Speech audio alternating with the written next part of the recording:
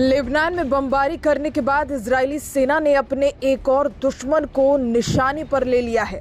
रविवार को इजरायल की तरफ से यमन के हूती विद्रोहियों के बुनियादी ढांचों पर जबरदस्त हवाई हमले किए गए। सेना की तरफ से बताया गया कि इस एयर स्ट्राइक में दर्जनों लड़ाकू विमानों ने हिस्सा लिया। हमास के खिलाफ युद्ध के दौरान हूती विद्रोहियों की तरफ से लगातार इजरायल के ऊपर हमले किए जा रहे थे। हिजबुल्लाह प्रमुख की मौत के बाद ये हमले अब और भी तेज हो गए थे। वहीं इंटरनेशनल मीडिया रिपोर्ट्स की माने तो इजरायली सेना की तरफ से की गई इस एयर स्ट्राइक में हूती समूह के बुनियादी ढांचों को व्यापक क्षति पहुंची है।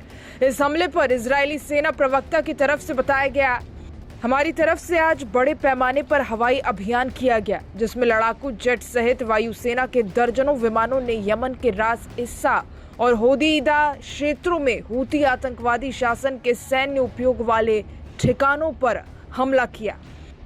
इस हमले से हमने हूती आतंकवादियों के बुनियादी ढांचों को नष्ट करने के अपने अभियान की शुरुआत की है। दरअसल हिजबुल्लाह प्रमुख हसन नसरल्लाह की मौत का बदला लेने के लिए हूती आतंकी समूह ने इजराइल के तेल अवीव के पास बेन गुरियन इंटरनेशनल एयरपोर्ट को मिसाइल से निशाना बनाया था। इस हमले को इजराइल के डिफेंस सिस्टम ने रोक दिया था। इस हमले के बाद लेबनान में अपने प्रमुख दुश्मन को मिटा चुकी इजराइल की सेना ने हूतियों की तरफ अपना निशाना साध लिया। एयरपोर्ट पर हमले का उद्देश्य इजरायली पीएम को निशाना बनाना था, जो कि अमेरिका से यूएन महासभा में अपने संबोधन के बाद अपने देश लौटे थे। इस हमले के जवाब में इजराइल ने हूतियों के खिलाफ युद्ध स्तर पर हमले की अब तैयारी शुरू कर दी थी और उसका अंजाम उन्होंने रविवार को हमला करके दिया।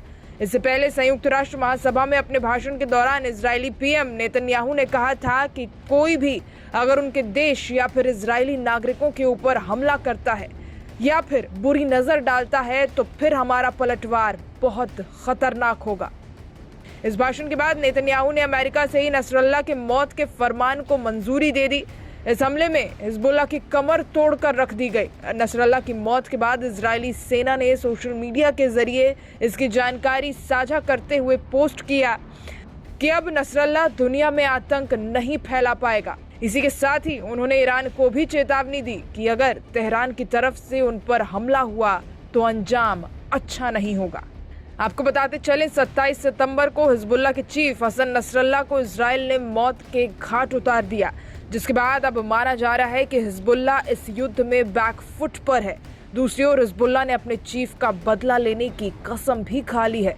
लेकिन एक बड़ा अपडेट इस जंग में अब जो है वो सामने आ रहा है। हिजबुल्लाह चीफ हसन नसरल्लाह की बॉडी को बरामद कर लिया गया है। नसरल्लाह की बॉडी मिल गई है। ये बॉडी धमाके वाली जगह से ही मिली जहां पर बिल्डिंगें ध्वस्त हुई थी। बॉडी फिलहाल मेडिकल टीम के कब्जे में है। अंतर्राष्ट्रीय समाचार एजेंसी रॉयटर्स की माने तो नसरल्लाह की बॉडी पर हमले के निशान नहीं है। माना जा रहा है कि उसकी मौत धमाके से हुए ट्रॉमा की वजह से हुई। हालांकि इससे पहले दावा किया जा रहा था कि नसरल्लाह के शरीर के चीथड़े उड़ गए थे, जिसमें एक अंगूठी के आधार पर उसकी पहचान हुई। लेकिन अब मीडिया के रिपोर्ट्स बता रहे हैं कि एक चिकित्सा अधिकारी के सूत्र के हवाले से ये जानकारी मिली है कि हसन नसरल्लाह की बॉडी बरामद कर ली गई है।